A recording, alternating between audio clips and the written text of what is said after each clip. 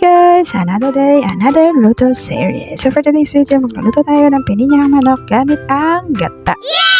At syempre, ang mga gagamitin natin ay carrots, patatas, pineapple chunks, sibuyas, bawang, gata, at syempre, ang ating manok. Actually, dapat meron niyang bell pepper pero nalimutan ko.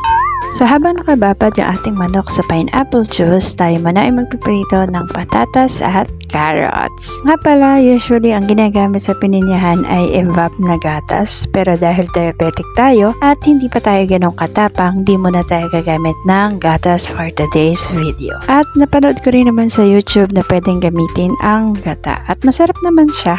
At ayan, simulan na po natin ang pagigisa at masyadong malakas ang aking apoy kaya nag-usok-usok ng aking kaserola. So, inuna ko po yung aking sibuyas. Gusto ko inauna yan. Then, pag mag-caramelize na, susunod ko yung bawang. Tapos, wag na natin intayong matusta ang ating bawang. Ilagay na natin yung ating manok. Kasabay yung pinagbabaran o yung juice ng pineapple para kumapit yung lasa. Pagkatapos, ay lagyan natin ng kaunting tubig para hindi dumikit ang manok sa kaserola. Pagkatapos ng ilang minuto at kumukulo na, pwede na tayo maglagay ng ating mga pampalasa katulad ng paminta, asin, patis, o pwede rin sa iba naglalagay ng chicken cubes, mga liquid seasoning o kung ano pang gusto nyong ipangpalasa. Kapag okay na yung timpla sa inyo, pwede nyo na i-add yung pinya at yung gata. Tapos hayaan lang ulit natin kumulo para ma-absorb nito yung lasa ng dalawa. At ayan, pag kumukulo na, i-check ulit natin. Naglagay ako dyan ng patis kasi nalimutan ko kanina i-add pero pwede pa naman yan. And then, tikman nyo na lang ulit kung swak na sa panlasa nyo. Saka nyo idagdag yung patatas at yung carrots. And then, after 2 to 3 minutes, okay na yan. Ready to serve!